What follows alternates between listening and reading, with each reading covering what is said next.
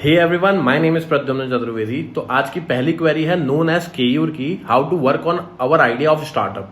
सो किसी भी स्टार्टअप का सोचने से पहले आपको स्टार्टअप की बेसिक टर्मिनोलॉजीज पता होनी चाहिए। For example, there is a word TAM which is known as total addressable market, यानी आपके प्रोडक्ट या सर्विस का टीयर 1 सिटीज में, टीयर 2 सिटीज में या टीयर 3 सिटीज में टोटल एड्रेसेबल मार्केट कितना है। अगर आप ये पता कर पाओगे तो आप अपने प्रोडक्ट या सर्विस का पोटेंशियल पता कर पाओगे। आपको पता चल पाएगा कि आपकी प्रोडक्ट एंड सर्विसेज का कितना पोटेंशियल है, आप कितना उसके ऊपर वर्क कर सकते हो और आप उससे कितना रेवेन्यू जनरेट कर सकते हो। इसके अलावा आपके बिजनेस का बर्न रेट कितना है, यानी आप डेली बेसिस पे अपना कैश इन हैंड किस तरह से यूज कर रहे हैं। चर्न रेट कितना है, यानी आपका कोई सब्सक्रिप्शन है तो वो हाउ रेगुलरली लोग जो हैं अनसब्सक्राइब कर रहे हैं। ऐसे बहुत सारी टर्मिनोलॉजीज हैं जो आप गूगल पे जाके आप देख सकते हैं। तो जब आपको ये बेसिक टर्मिनोलॉजीज पता होने लगेंगी तो आपका दिमाग चलने लगेगा, उसके बाद आप अपने स्टार्टअप पे काम कर सकते हो। सेकेंड क्वेश्चन है युग ढाल का, how do you analyse the stock. So Yug, before analysing any stock आपको इकोनॉमी का एनालिसिस करना पड़ता है, आपको इंडस्ट्री का एनालिसिस करना पड़ता है। उसके बाद डिस्पाइट द फैक्ट कंपनी कितना ही प्रॉफिट पास्ट में करती आई हो, फ्यूचर अपॉर्चुनिटीज कंपनी के लिए है या नहीं, या फिर गवर्नमेंट रेगुलेटरीज उसके लिए टेल विंड का काम कर रही हैं या नहीं कर रहे हैं। ऐसे कई तरह के एनालिसिस आपको करना पड़ता है। आप ये सारे एनालिसिस अच्छे से घर बैठे इजीली कैसे कर पाओ, उसके लिए मैं आपके लिए कुछ लेके आने वाला हूं।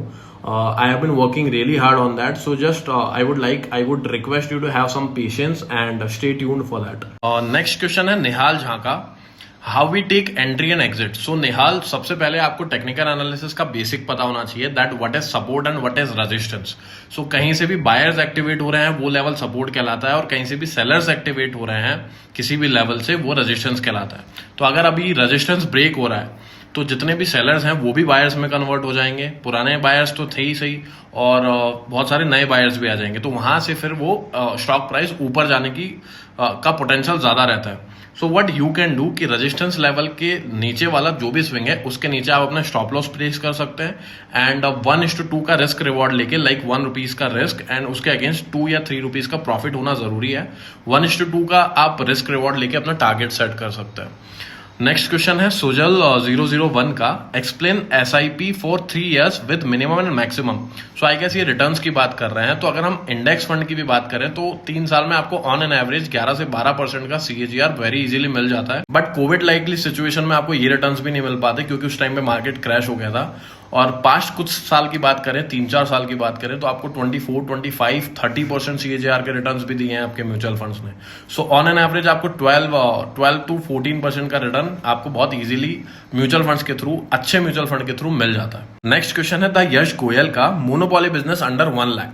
So yes, I am not a business coach, so I might not be able to answer that question perfectly.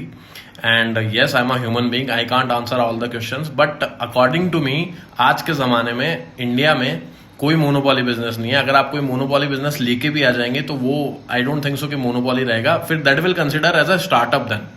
So but I would suggest कि आप अपनी स्किल्स को इतना अच्छा कीजिए कि आप अपनी मोनोपोली खुद क्रिएट कर सकें। अगर आपकी स्किल्स अच्छी हैं, लेट्स सपोज आपने अगर फूड बिजनेस शुरू किया, आपका टेस्ट अच्छा है, आपने टिफिन सेंटर शुरू किया, आपका टेस्ट अच्छा है, तो आप अपनी मोनोपोली खुद क्रिएट कर लेंगे। So I would like you to work on your skills and develop your skills, and then you can make your monopoly. 1 lakh के नीचे आप क्या कर सकते हैं, 1 लाख के अंडर में आप कंटेंट क्रिएशन शुरू कर सकते हैं, आप अपना पूरा सेटअप ला सकते हैं। उसके बाद आपको पेड प्रमोशंस के थ्रू और भी ब्रांड डील्स होती हैं, उसके थ्रू आप अच्छा पैसा कमा सकते हैं। इसके अलावा ये हो गया फूड बिजनेस हो गया, फूड बिजनेस भी आप 1 लाख के बजट में शुरू कर सकते हैं। So this is it for the video. अगर आपको भी कोई क्वेरी है तो आप जरूर पार्टिसिपेट करें। अगर क्वेरीज, नंबर ऑफ क्वेरीज ज्यादा होंगी तो मैं लाइव भी आऊंगा, लेकिन आप सबकी मैं क्वेरी सॉल्व करूंगा। इस वीक का स्टॉक ऑफ द वीक होने वाला है IRFC। सो कल संडे को मैं by 8 o'clock in the evening उसको अपलोड करने की कोशिश करूंगा। और इसी तरह सपोर्ट करते रहे। पिछली बार हमारे चैनल में 1000 मेंबर्स थे, आज 1500 मेंबर्स हैं। सो आई वुड लाइक टू से thanks again for the new members, and this is for the video. I will see you in the next one.